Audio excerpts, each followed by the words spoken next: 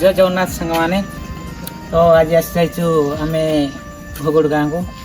तो ये हूँ फॉरेस्ट बंगला और एट आम आज ब्लॉग मिनी ब्लॉग स्टार्ट करूँ।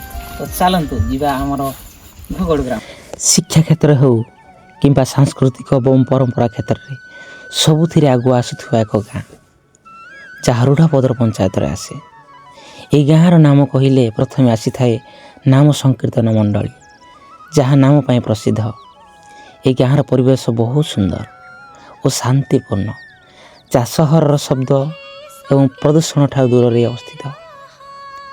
गाँ चारिपाखे सबुज धान खेत गाँ को आकर्षित करुला।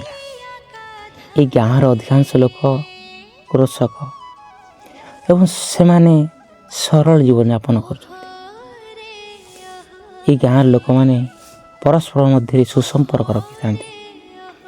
मत तो भोगड़ गाँ बहुत भल लगिला और परिवेश भी।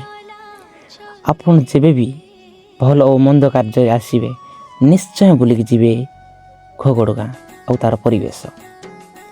आज विदाय नौ सांग पुणी देखा एक नूतन मिनी ब्लॉग रे। तो रही जय जगन्नाथ।